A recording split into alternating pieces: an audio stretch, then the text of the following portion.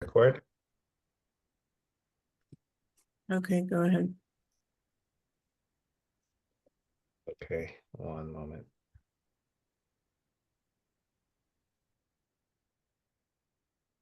All right, so thank you everyone for joining.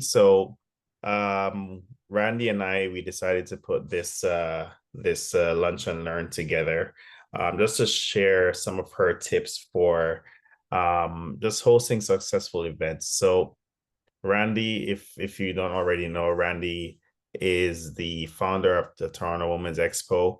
That's a large event that's held in Toronto annually for the past 12 years, or is it more, Randy? I don't know the exact number. Um, Mm. and equally, just successfully hosted many events in Toronto and other regions. And we were speaking and we decided that this would be something really valuable to share, at least a little bit off as far as like what's the formula for having successful events. Of course, every event is different. Randy's experience, I thought we could share some of those details here and just share some formulas, right? So the first thing I wanted to speak about is why are events important, right? So events are a great opportunity for brand building. You see it being used in many organizations, right? So for example, Apple, one of the largest companies in the world, they use events for their product launches, right? So I think most of us in the world have seen Steve Jobs when he was still here. He would do major events where they'd book a I think it's a conference room, and he would just be speaking about Apple and the vision and and just what they have coming in the future, right? And to this day, like the CEO of that company still does it, and we've seen many companies, Microsoft, do it. And one of the things that it does for those organizations is it helps to build their authority, right? So when you're in a competitive space, you have to have a way of standing out, and many organizations use events, whether it be expos, whether it be conferences, right? There's entire industries that's just built around just facilitating organizations using events to help to build their authority in their field, right? And that helps them to stand out. It helps to build community as well. So I like to use one area where I see this being most effective. For example, I see it with network marketing organizations. One of the reasons why they host large events where they bring all of their members together is to build a community, right? So in their business model, um, keeping their members there for the organization, say for example like an Amway or ACN, those types of organizations, their customer is really the downlines, right? The direct sellers, right? So they bring together these events to build community where people can see others just like them who are in the same field. So they bring their customers together. They can build networks there. There's that sense of belonging, and it helps people to continue to be a part of their brand, or to continue supporting their brand, right? So that's another reason why you'd want to host events, is it brings together the people who you would like to work with, and it helps to build a community, and your brand is the one that's actually facilitating the development of that community, right? The next point is engagement. And, when it comes to marketing, one of the most valuable metrics that we measure is engagement, right? Like if you have something, you may have the best product in the world. If people are indifferent to it, then you're not going to be successful, right? So events are great spaces for building engagement.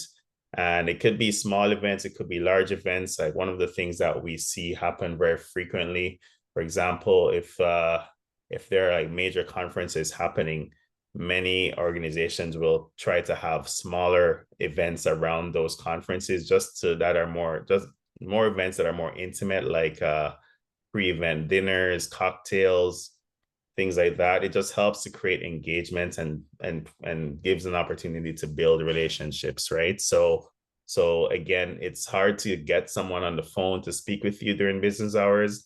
So people don't always pick their phone up, or there's, just busy, right? Sending emails, that's digital engagement, but nothing replaces face-to-face contact. So using events, and in this particular case, I'm speaking about live in-person events, is a great way to create engagement. And of course, what makes events worthwhile as well is monetization. So within an event, you're building a community. You have an audience that is hyper engaged, paying attention to everything that you're presenting to them. You have their attention for the time that event is happening. So it creates an opportunity for you to monetize, right? You can promote your products, you can build networks, create affiliates. All of those things become possible as a result of events, right? So these are the reasons why events are important. So Randy, do you have anything to share as far as, like what benefits have you found with creating events for your brand? So what I've found is that you really get a lot of exposure, but it's not just exposure. You give people an experience. You give them a feeling that they don't get generally at events. We've tended to give them an experience where they really feel like they're wanted there, that they belong there, they're supposed to be there. And I've heard time and time again about events, people attending events where they are just not having that feeling. They don't feel like they belong. They don't feel like they should be there. And an event should be a place where you feel like you want to connect with people and build those relationships and find people that you want to do business with and refer and really get to know and trust, because that's where all the referrals come and the really incredible business comes. So you really want to provide people with an experience when they're attending your events. You want to make them feel welcome. Okay, perfect. And I just we speak about engagement. I'd like all of our guests, like, just to type yes or no in the chat, whether or not do you currently host events. If you do host events, that's type yes in the chat. If you don't host events at the moment, or you haven't done so in the last 2 years, just type no in the chat. Okay, we'd love to hear from you. Okay. All right. So when creating your event, let's start with the goal in mind, right? So when you're thinking about what your events, what your event should be, start with having a clarity on purpose and value, right? So you want to identify, well, what is this event for, right? Not just value for you, but value for your customer as well, right? So define the compelling purpose of the event. It could be for yourself, it could be customer education, it could be brand building, it could be thought leadership, it could be networking, it could be all of the above, right? So ultimately, identify, well, what will make this event a success for you, right? So how would you measure that? Would it be that 100 new people know about your brand that didn't know about your brand before the event? Could it be that you educated more people about your product and now they're in a better position to make a decision, right?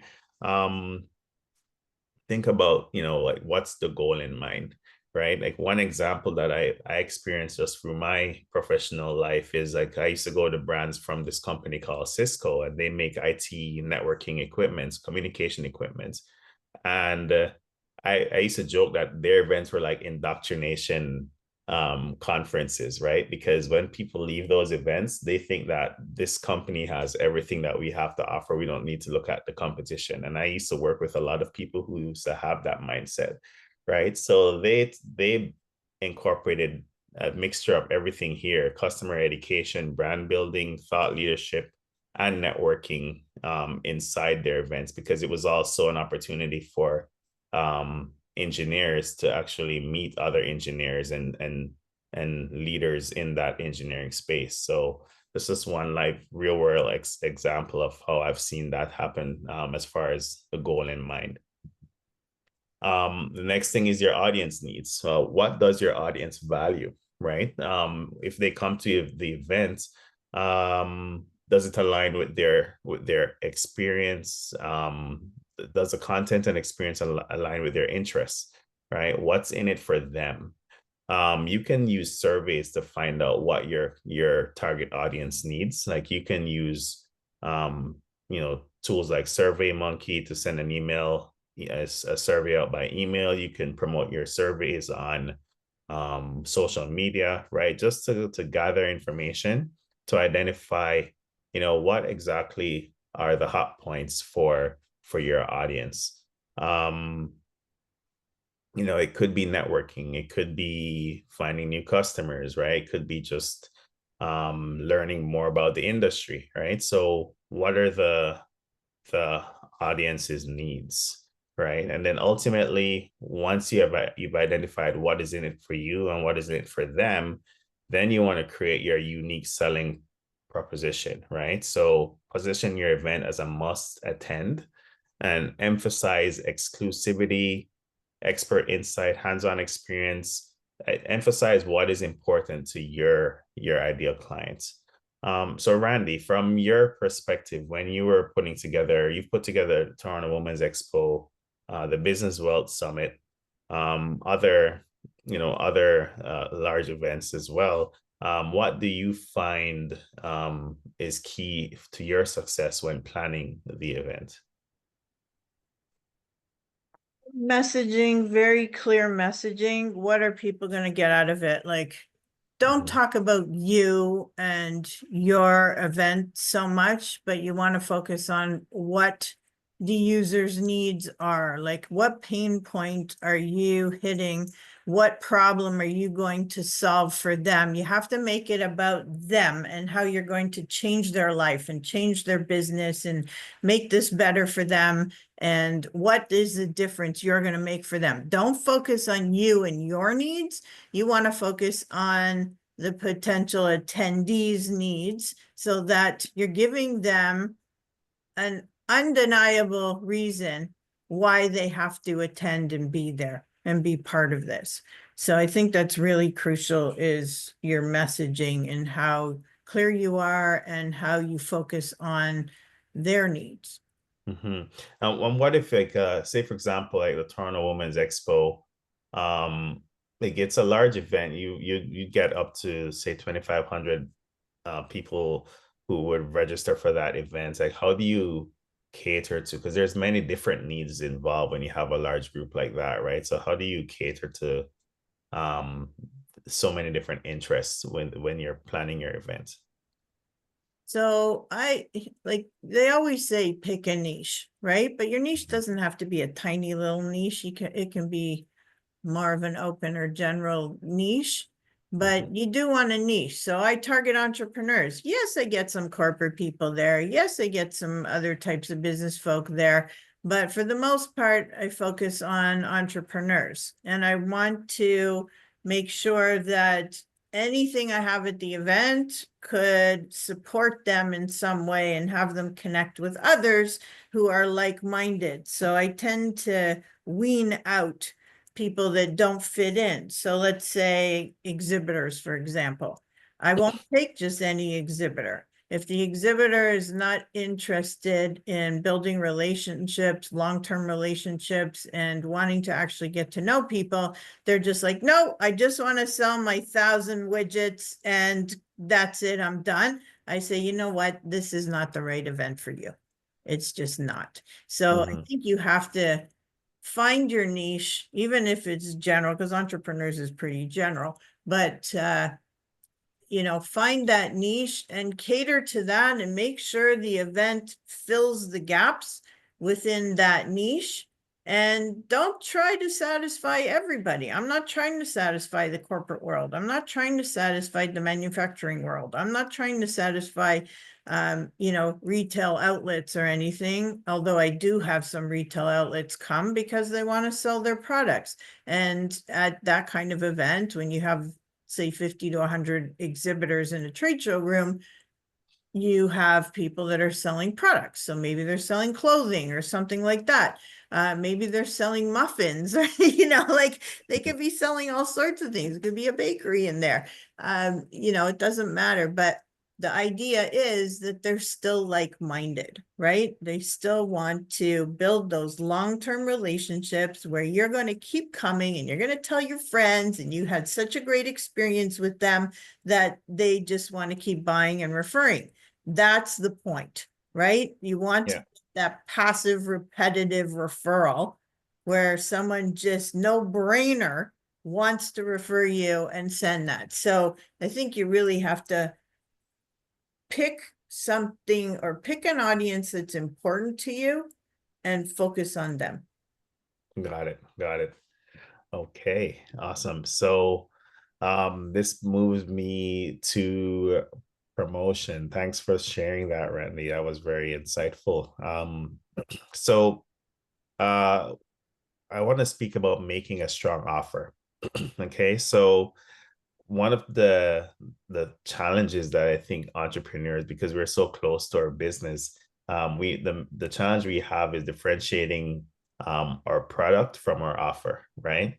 Um, Now, getting a prospect to say yes depends on how you propose your offer, right? So there are key components to making a strong offer.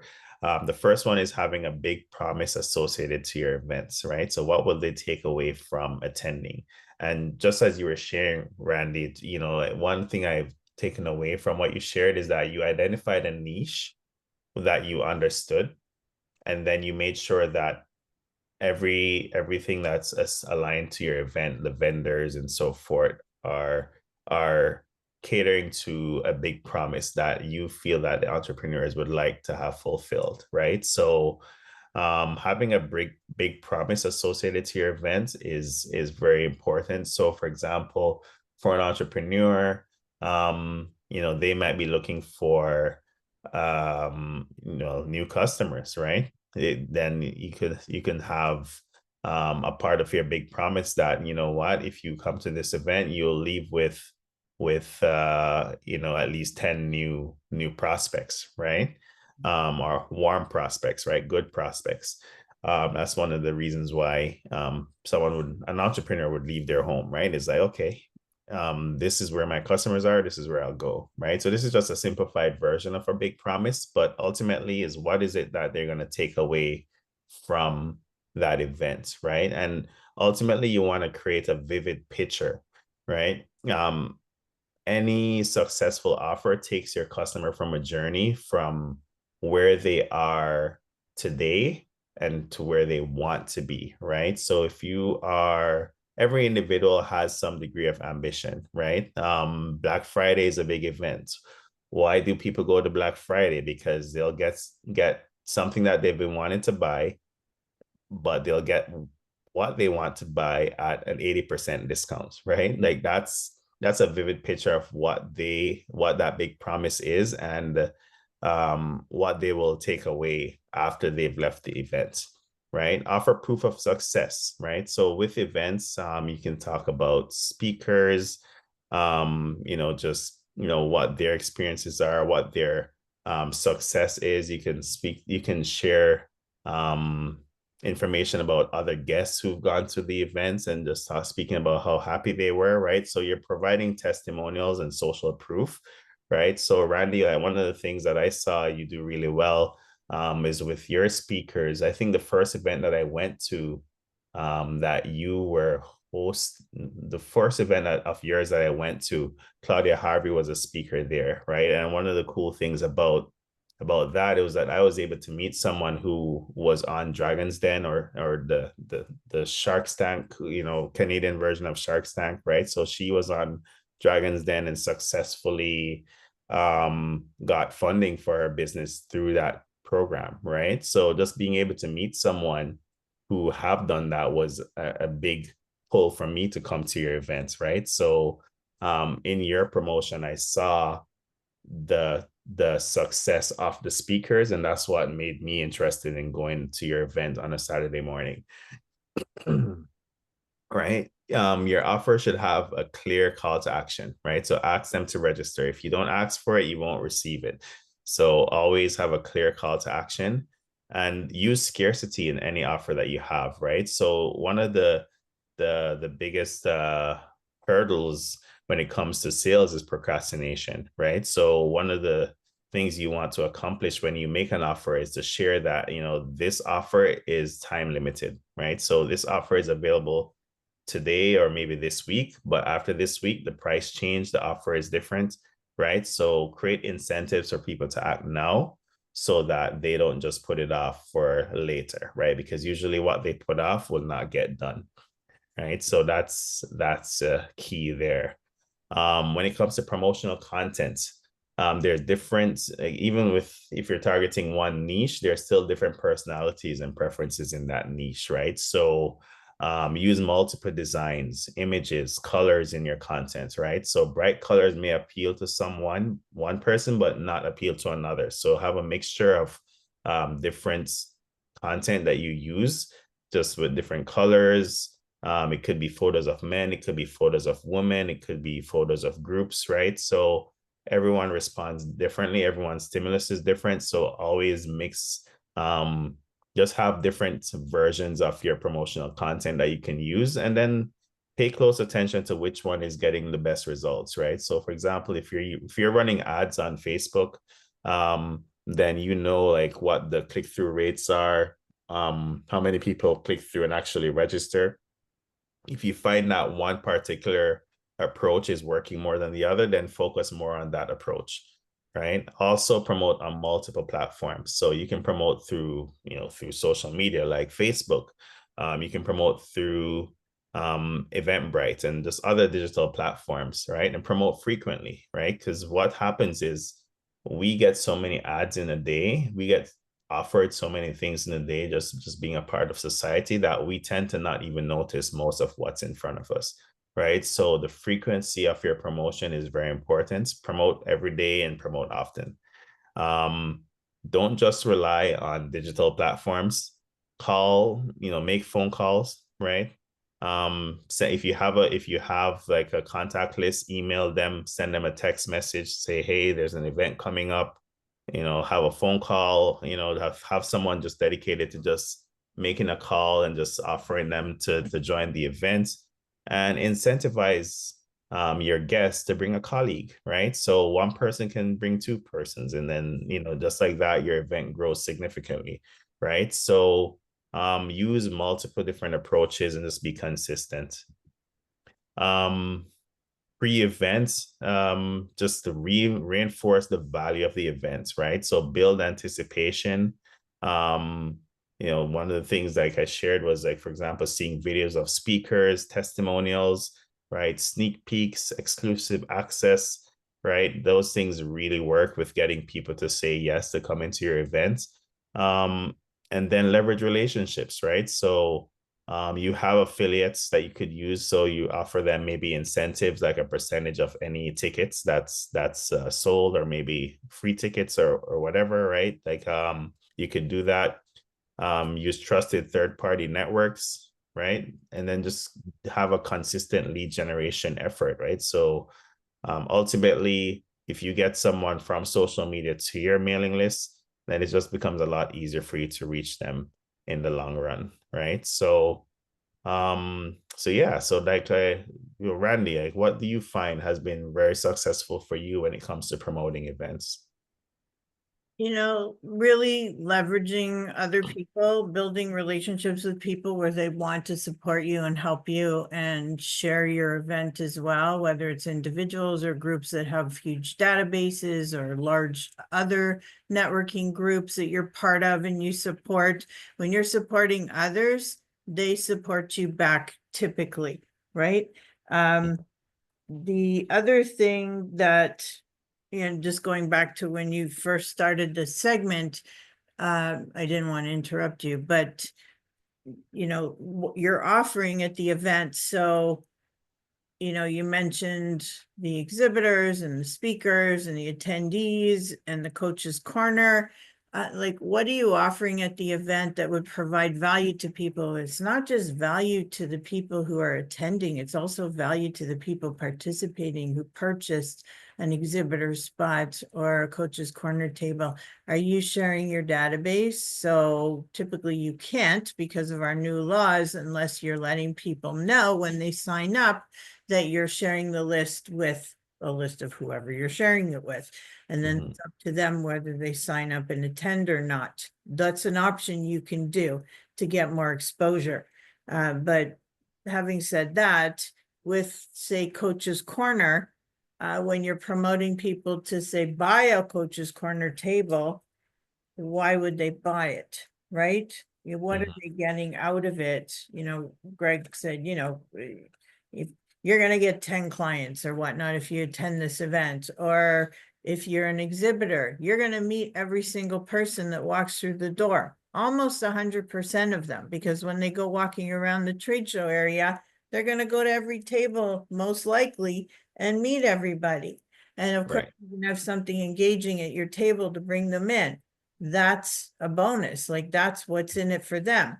Coach's Corner. I have Coach's Corner experts who would come back every single event because they were building their client base from these events. They would get one-on-one booked sessions, and we went out of our way to make sure. So we would have it done pre-sold, so to speak, so they could pre-register for a spot at the event before the event.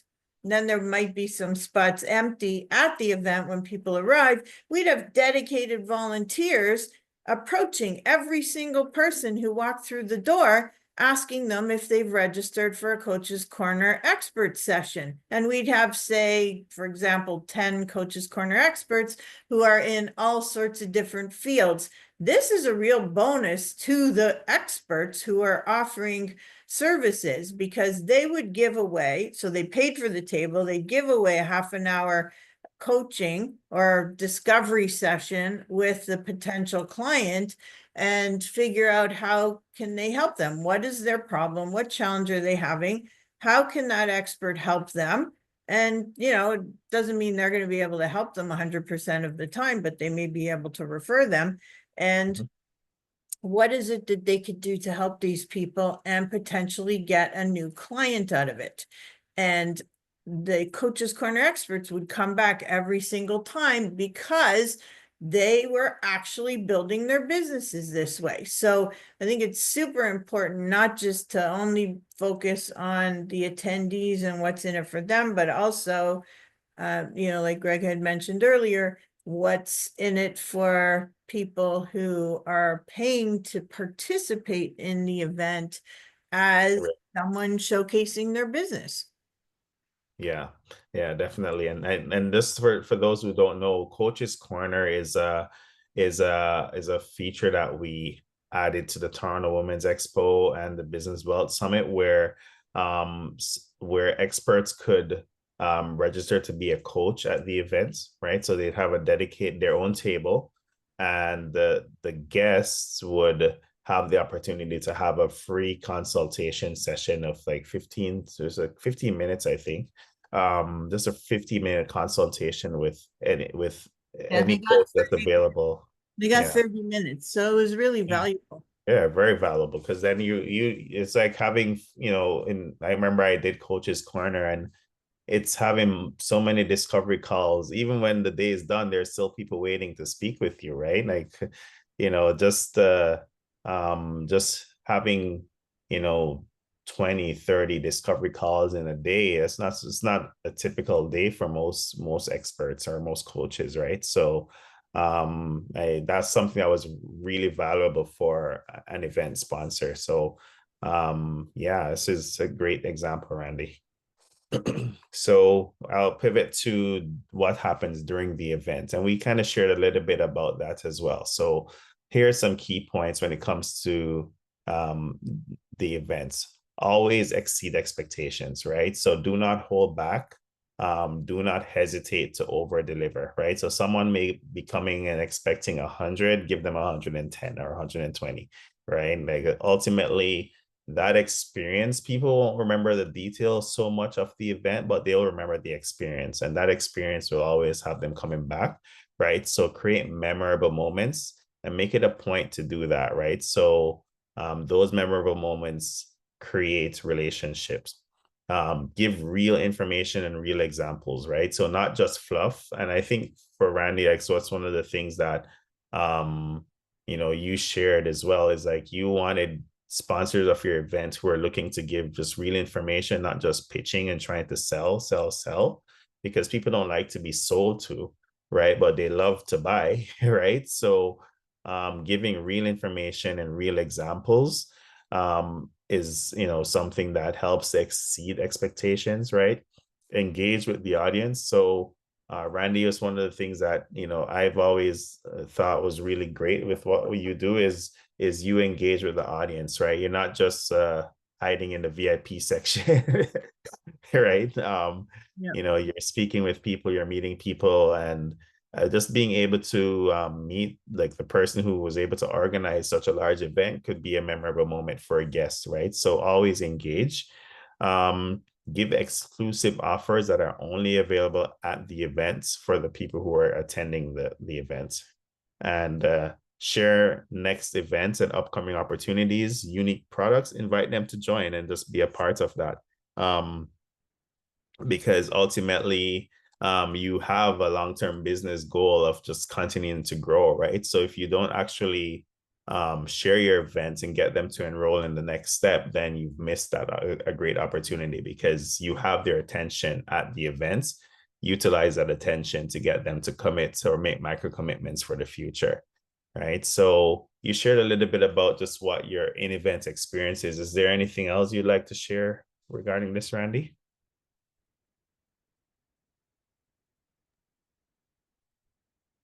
Sorry, repeat that question, please. Oh, so you shared a little bit about just some of the in-event experiences, like the coach's corner. Is there anything you'd like to share about, like, how do you exceed expectations at your events? You can have bonuses from some of your sponsors or your vendors, having people add giveaways, like things that don't necessarily cost you money. You can add in bonuses like that. The speakers on stage could be adding bonuses in and giving additional information. You could have guest speakers, you could have prizes and raffles and auctions and stuff like that. Always adds tons of value as well. If you know that you have a huge giveaway before the event, you can use that in your promotions to help give away whatever it is, maybe it's a TV, maybe it's an iPad, whatever it could be. There's always things like that you can add in, and you can come up with all sorts of creative ideas. You can have games and activities and things that people do at the live event. And then what are they going to do afterwards when they had a great experience? They're going to talk about it. And when you talk about it, people are going to feel like they missed something and that they should be at the next one. So it's always good to like throw in some surprises there too. Yeah, definitely. Like one of the things that that I always saw happening too. Like you'd have a few authors at your events, and there's always giveaway for books as well, right? So just coming to the event and leaving with a book, like a really good book or two, like it's always good, especially when it's a part of a giveaway.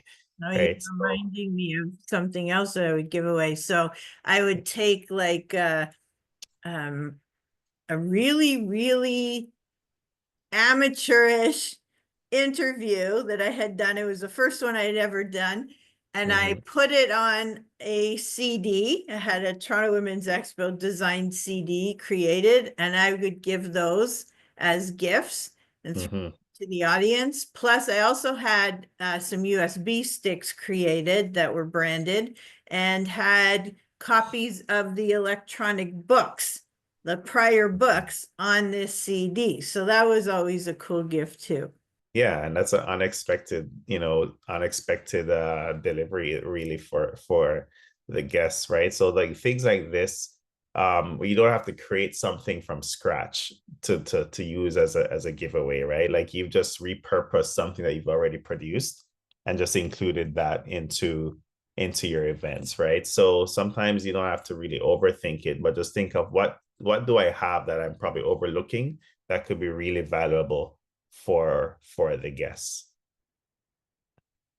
All right. And then after the event, right? So the profit is in the follow-up, right? So after the events, never miss an opportunity to engage, right? So they've just left your events, you're still top of mind, right? If you wait too long, they will move on to the next thing, get distracted, and then you've lost the momentum, right? So after the event is a great opportunity to engage, right? So send summaries, which includes reintroducing offers that were made at the event. So, for example, if you had a limited time offer, you may say, well, we'll extend it for another 2 days. For those who are maybe not didn't make their mind up at the event, you can maybe offer it like at the following, like in the like something for the next 48 hours, right? So you can send summaries, reintroduce offers. You can promote like what is the next big thing, like what next event is coming up, and get them to make a micro commitment there.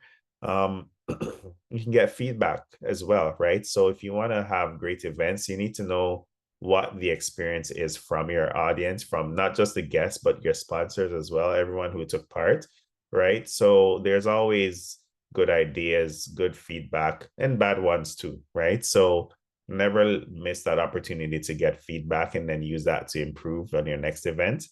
And then for those who purchase something at your event, make sure you have to assure that you followed up with them, ensure that they got all the information that they purchased, that they're happy with just the early experience, right? That when you purchase something, that the next 24 to 48 hours are very important as far as customer experience is concerned, right? Like you don't want your guests to feel like they're left alone after they've spent their money. So use that opportunity to do follow-ups and just assure that they are happy with where they are. And of course, share your event highlights on social media platforms as well, right? So never miss an opportunity to promote the contents, the pictures from your events. Those are great ways to build on social proof, right? So social proof is in those photos, right? So you share that, others who didn't attend the event, they'll see what a great time everyone else had, and then they're most likely to register for your next event, right? So always share on social media and try to generate new leads from that effort. Randy, for your post events, like what do you find is a part of your success formula on top of what's here?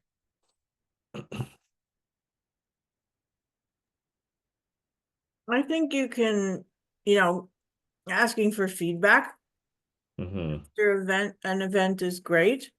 Testimonials and being able to use those testimonials to show other people what a great time they had at your event Mm-hmm. and why they should come again, why they should be at the next one. So, Yeah. it's nothing better than, I mean, you can try to edify yourself all you want. You just look conceited or, stuck up, Yeah. full of yourself. But when other people edify you, it lifts you up to really high levels in other people's eyes. Yeah. And it's really important when you're looking to be promoted and have other people really want what they experience. So Yeah. I think it's really important to have that. Doing a survey or poll afterwards to the people who attended the event is great. You may want to know if there was something missing, if they didn't get something that they needed at the event and thought would be there. What they would like to see at the next event. What did they like the most about the event? What did they get out of it? How did it change their business? Or what do they plan on implementing? There's so many things you can ask people based on what your business is and what your model and your target audience is. So I would definitely do that. And then you can use this for after event social promotions. You can use it as a promo for your next event. You can have a great video made or whatever type of social media promotions you want to create in order to show how exciting the last event was. Attend this next event and whatever the date is and the title of your event. So there's lots of ways, like you said, you can repurpose any content that you have and use to get it out there. But when you've built that credibility, you've also built a database of people that you can reach out to. So if you want to try to get after sales, maybe for the speakers, for the people that didn't attend the event, you can send out an email with maybe a video clip of things, maybe that presentation, that speaker's presentation, and try to get more sales through that method. Or promo your Coach's Corner experts or your exhibitors or whoever you want to promote. But you can put that out there and see if you can get some more interest for that person, and add to the success of the event. I mean, there's so many different creative things you can think of to repurpose or use the event information and experiences and content to continue the experience of the event after the event. Yeah. Okay. Awesome. All right. Okay. So that's the end of our presentation. Like we can't share everything in the 40 minutes that we were speaking here, right? So this is a part of a larger course that we have. It's designed to help you to learn the winning formula, right? So it's a complete guide to build any successful business, and that also includes utilizing events. So we'll share, we'll go into more details about how to do lead generation for your business, how to convert those leads. So we'll speak about lead conversion strategy, how to plan and execute an event, right? The different types of events. So I know we spoke about two particular events here, the Business Wealth Summit and the Toronto Women's Expo, but what we didn't share is that there's also smaller events that help us to build up to the large events, right? So we'll share a little bit more details about how to execute events as a part of your winning formula for your business. And as you may know that Radley is also multiple times #1 best-selling author, right? So we'll share the formula as well as far as how to write and publish your book, and use that as a part of your growth strategy. We'll also share how to build a successful podcast and how to leverage other digital assets to grow your business, such as courses, online courses, and so forth. And then, of course, we've also included a bit about how to leverage artificial intelligence to scale your business. So right now, we're in that age right now where AI tools are being launched every day.